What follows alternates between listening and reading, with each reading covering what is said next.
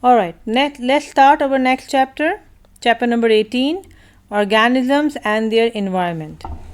Alright, so it starts with fossil food chains, a historical perspective, prehistory ecosystem analysis. Okay, so evidence sources, fossil skeletons, tooth structure analysis, geographical fossils distribution, tooth structure insights. We have plant-eating animals called as herbivores.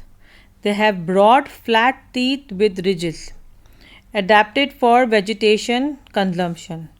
Then we have meat-eating animals, carnivores, pointed, sharp teeth, designed for killing and consuming other animals.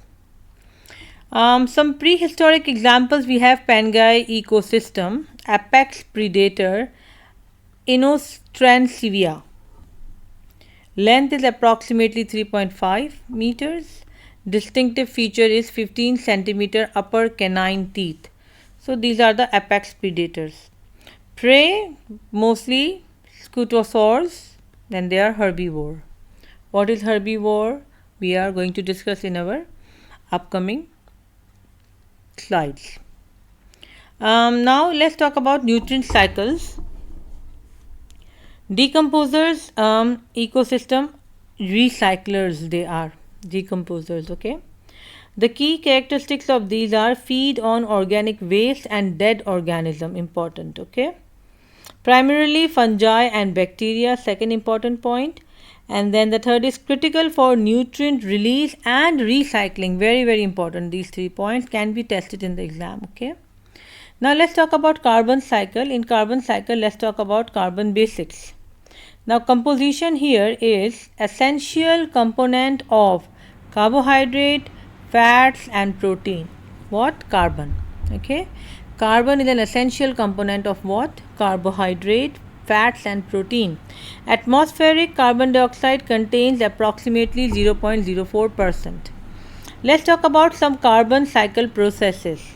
Okay, number 1 is photosynthesis, number 2 is respiration, number 3 is fossil fuel formation, number 4 is combustion.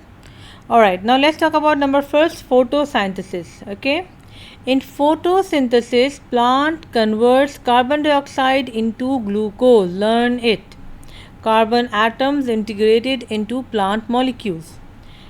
Second process is respiration. Here organism release carbon dioxide back into atmosphere, occurs in plants, animals and decomposers.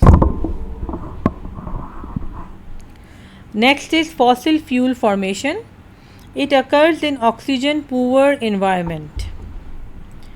Dead organic matter transformed over millions of years, includes coal, oil and natural gas. The fourth process is combustion.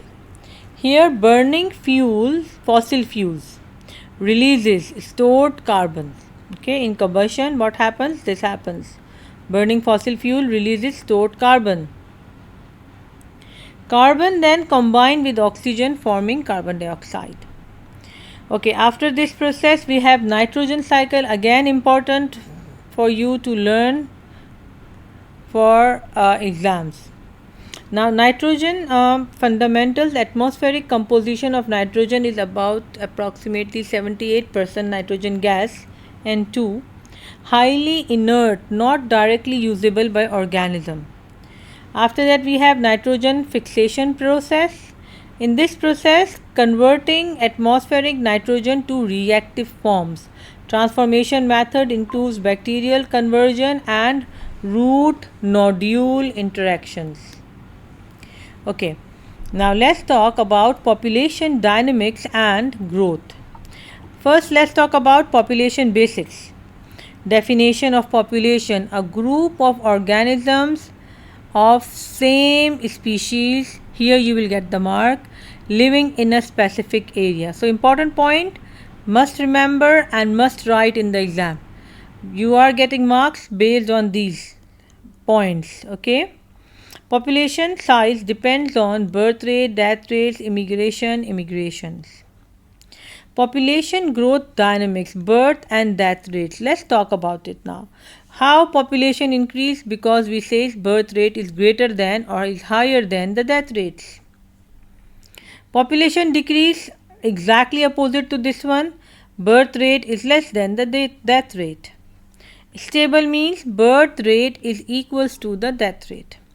Example is green fly population. High birth rate balanced by high death rates. Predators like ladybirds, birds and pesticides control population. Population remains relatively stable in this way. Let's talk about yeast population growth curve. Sigmoid growth curve. Here we have phases of population growth. First phase is lag phase. In this phase we have slow initial growth, organisms adapting to new environment, few individuals present. Second, we have exponential log phase. Here we have rapid population growth.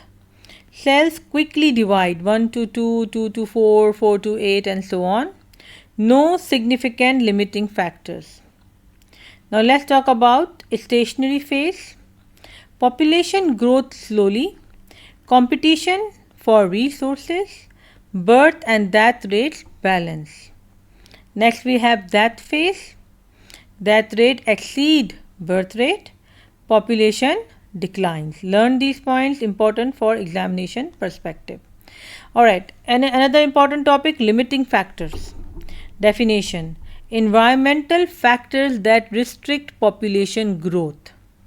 What are the potential limiting factors? Again important: food supply, predation, disease, nest sites, space, toxin buildup. Learn 2 to 3 out of these. Probably if comes in the exam, then you must have some points to answer it. Now let's talk about predator-prey relationship. Snowshoe hare and lynx population dynamics. Population oscillates cyclically. Hare population change. Why? Directly impact on lynx population because one is the food of another. Factor influencing population: food availability, predation and environmental changes. Sometimes the temperature, when they are quite high, in the population cannot survive and they die eventually. Now let's talk about age pyramids. Types of age pyramid. We have bottom heavy pyramid. Here I will talk about more young individuals, birth rate greater than death rate and the population is increasing. So which pyramid it is? It is the bottom heavy pyramid. Another one is balanced pyramid. What happens here? It is even age distribution.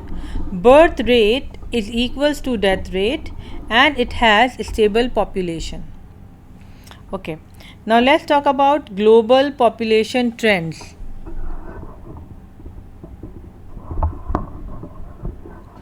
Here we have historical growth controlled by diseases, famine, war. Major growth spurts around 8000 BCE. Agricultural revolution time lasts for 300 years. Now reasons for recent population growth. Important, learn and keep in your mind some of them. So reasons for recent population growth: reduced diseases, improved healthcare, increased food production, antibiotics and better sanitation. Alright, let's talk about ecology and energy flow. Energy flow in ecosystems. Fundamental concepts includes energy origin. All ecosystem energy originates from the sun. Energy transfer passes through organisms via food chains and food webs. Primary energy capture occurs through photosynthesis in green plants. Okay. Producers and consumers hierarchy. Producers: green plants that capture sunlight and create organic nutrients. They are called as producers. Now in consumer types we have 3 types. Primary consumers, they are herbivores, they eat plant directly. Second, we have secondary consumers eat primary consumers. Tertiary consumers, they eat secondary consumers, and then quaternary consumers, they are rare and they eat tertiary consumers. Now decomposers include fungi and microorganisms that break down dead organic matter.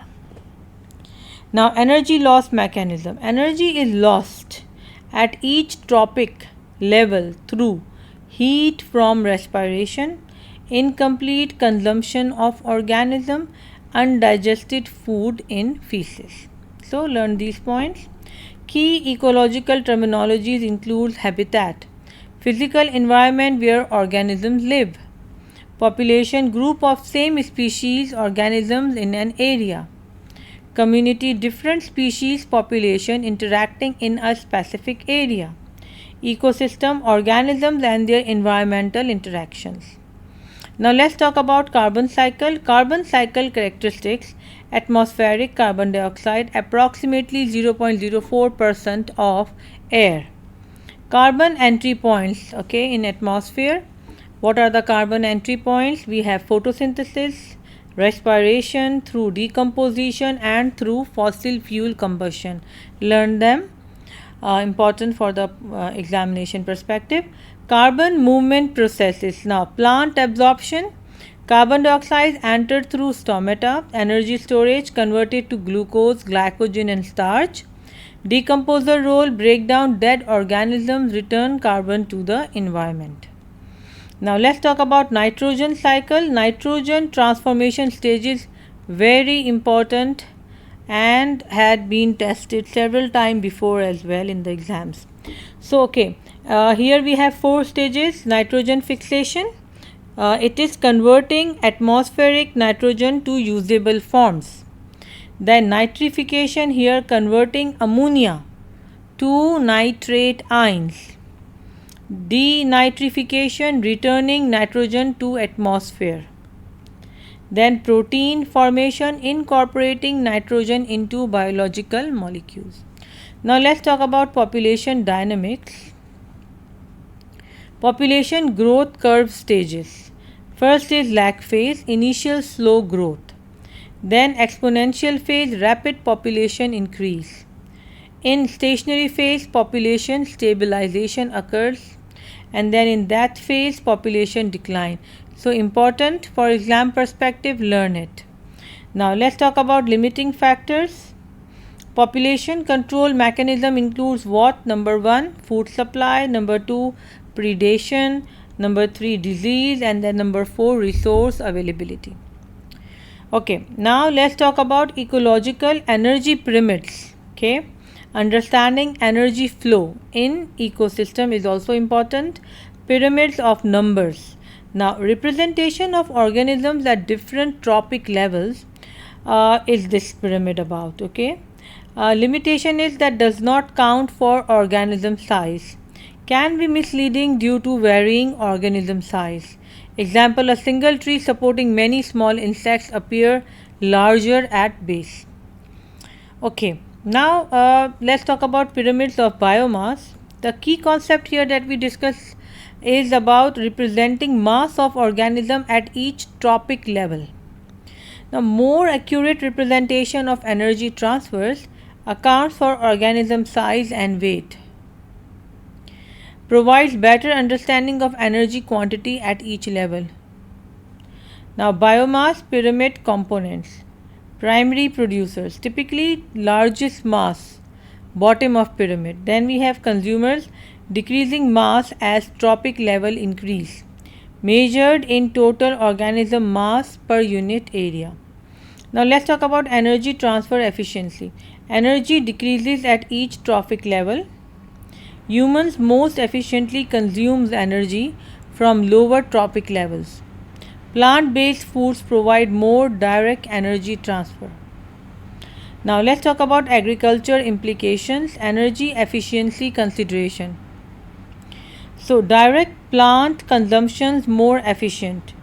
Intermediate animal consumption reduces available energy. Example, eating soya beans more efficient than feeding soya to cattle. Okay, now let's talk about digestive limitations. Humans cannot digest cellulose in grass. Cattle can convert cellulose energy to digestible protein and fat. Now, comparative pyramid types we have numbers, biomass, energy. Numbers are low in accuracy, complexity, they are less complex, and they have limited usefulness. For biomass, we have medium accuracy, but for energy, we have high accuracy.